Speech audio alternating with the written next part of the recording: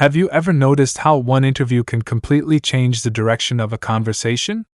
What started as a question about the March and March movement quickly turned into a heated debate about illegal immigration, government accountability, the rule of law, and even President Cyril Ramaphosa's leadership. Whether you agree with Herman Mashaba or not, he didn't hold back, and his responses have sparked strong reactions across South Africa. Let's break down exactly what was said and why this interview has become such a talking point. But before we break it down, let's listen to what they had to say. Now let's get back to the video. March and March is a vigilante group. I take serious exception to this, honestly. To call them a vigilante group, it's an insult to fellow. It's an insult to fellow South Africans who are suffering from these criminals who are in our country. To call March and March a vigilante group, honestly, I personally take serious exception to it. Do you think it's legal for an ordinary South African to go and raid buildings? Is it? It's not right. But is it right for the South African government to allow criminal elements to base themselves here in South Africa? Absolutely not. So then why when South Africans raise an issue about illegal immigration, you want to call them vigilante? Honestly, I've been in marches. I've been personally to big marches with March and March, and I've engaged with them, and to call them a vigilante group in front of me, I'll take serious exception to it. I'll never accept it. I think it's an insult to our people who are victims of this illegality. So you will take responsibility for the violence, if there's any deaths, if there's any destruction to property that happens in the name of March and March, in the name of the people that support it, because you've obviously punted their message. Okay.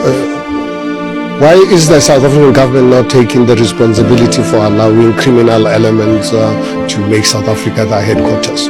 Is the South African government not the one to take responsibility for this? Why do you want to leave South African government out of the situation that they created? South Africans are responding to something. I told you earlier on, in 1976. So do you think our people died in the youth died in 1976 because they wanted the apartheid government to kill them? In 1960, 21st of March, when our people were saying we've had enough of dome passes, and they got shot and murdered and massacred, must we take the responsibility for that? Must Robert Subuga take the responsibility for it? Must Cyril Ramaphosa take responsibility for those deaths? Because that's exactly what you are saying. It's a South African government that must be held accountable for allowing criminal elements to position South Africa to be the headquarters. Do you agree with the president's message where he says that citizens should not ask people on the streets to produce documents? Absolutely agree 200% with the president. Unfortunately, he's the wrong person to tell us about the rule of law. I think President Cyril Ramaphosa is the last person to tell South Africans about respect. Are you cross-referencing the impeachment? Not the Parliament. You know, I cannot understand when you can have a president who is a multi-billionaire going to an extent of stashing money in sofas and mattresses. And then you tell South Africans and you bring foreign currency illegally. Would you advise no, listen to me. You have a president who brings money into the country illegally. You have a president who hires illegal, undocumented foreign nationals. You have a president, when there's a case, he doesn't report it to the police. It's like you as a father, JJ. Every day your kids see you beating their mother, but when they fight, you ask them not to fight. So the president, that position of a president carries a lot of weight. You are disappointed in how he has run his presidency? It's been a total disaster. We never thought we'll have a worse president than Jacob Zuma. I went into politics because of Jacob Zuma. I never thought we'll get a worse president than I think if you look at Jacob Zuma and Cyril Ramaphosa, I mean, it's like Jacob Zuma, it's the same. The discussion began when the journalists referred to March and March as a vigilante group. That description immediately drew a sharp response from Herman Mashaba. Mashaba said he took serious exception to that label. According to him, calling the movement a vigilante group insults South Africans who believe they are suffering because of criminal activity linked to illegal immigration. He argued that many ordinary citizens see themselves as victims of government failure rather than participants in unlawful action. The journalist then challenged him with a straightforward question. Is it legal for ordinary South Africans to raid buildings? Instead of directly defending such actions, Mashaba shifted the focus back to the government. He argued that the bigger issue is whether the government should allow criminal elements to establish themselves in South Africa in the first place. His position was that citizens are reacting to a problem they believe the state has failed to solve. Mashaba also revealed that he had personally attended 2 large March and March demonstrations. Because of that experience, he rejected the description of the movement as vigilantes. He insisted that, from his perspective, many participants are ordinary South Africans expressing frustration over illegal immigration and crime. This is where the conversation became even more intense.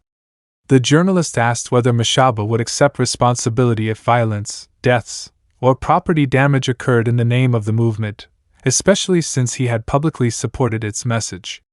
Mashaba rejected that argument completely. Instead, he turned the question back toward the government. He argued that responsibility lies with authorities who, in his view, failed to address illegal immigration and criminal activity effectively. His point was that citizens are responding to conditions they believe have been allowed to develop over many years. To explain his reasoning, Mashaba referred to important moments in South African history. He mentioned the 1976 Soweto uprising and the Sharpeville massacre of 1960. His argument was that historical protest leaders were not blamed for the deaths that occurred during those events. Instead, responsibility was placed on the government of the time. By making those comparisons, Mashaba argued that accountability should remain with those in power if they fail to address the root causes of public frustration. At the same time, it's important to understand that these historical references reflect Mashaba's own argument during the interview. Different people may have different opinions about whether those comparisons are appropriate. The interview then shifted toward President Cyril Ramaphosa. The journalist asked Mashaba whether he agreed with the president's message that citizens should not stop people in the streets and demand identity documents. Interestingly, Mashaba said he agreed with the statement 200%. That answer may surprise some people because much of the interview was highly critical of government. However, Mashaba explained that while he agreed citizens should not take law enforcement into their own hands, he questioned whether President Ramaphosa was the right person to deliver that message. He argued that leaders must lead by example. Mashaba then raised several allegations and criticisms that have previously been part of South Africa's political debate, including issues connected to the Fela controversy and allegations involving undocumented workers. He used these points to argue that public confidence in leadership has been weakened. To illustrate his view, Mashaba used a family analogy. He said it would be like a father who behaves badly but then expects his children to behave differently. His point was that leadership carries enormous responsibility because citizens watch what leaders do, not just what they say. The interview concluded with perhaps Mashaba's strongest criticism. He described President Ramaphosa's presidency as a total disaster. He even said that when he entered politics because of Jacob Zuma's presidency, he never imagined South Africa would have a president he viewed more negatively. That was one of the boldest moments of the interview and is likely to generate debate from supporters and critics alike. Now, stepping back from the political arguments, this interview also raises several broader questions that affect every democracy. Where should the line be drawn between peaceful protest and unlawful action? How should governments respond when citizens believe their concerns are being ignored? Can public frustration ever justify taking matters into one's own hands? And perhaps most importantly, how can the rule of law be protected while also addressing genuine public concerns about crime, immigration, and government accountability? These are difficult questions with no easy answers. Some people will agree with Mashaba's argument that government failures have created widespread frustration. Others will argue that no matter how serious the problem is, citizens must never replace the role of law enforcement or the courts. Reasonable people can disagree on these issues, which is exactly why debates like this continue to attract so much attention. One thing is certain. This interview was about much more than one movement or one politician. It highlighted the deep divisions in South Africa over immigration, crime, political leadership, and accountability. Whether you agreed with Herman Mashaba's answers or found yourself agreeing more with the journalist's questions, the discussion touched on issues that many South Africans continue to debate every day. What do you think? Did Herman Mashaba make convincing arguments during this interview, or do you think the journalist raised the more important concerns? Share your thoughts in the comments, and if you enjoyed this balanced breakdown, don't forget to like the video, subscribe, and turn on notifications for more discussions on the issues shaping South Africa today.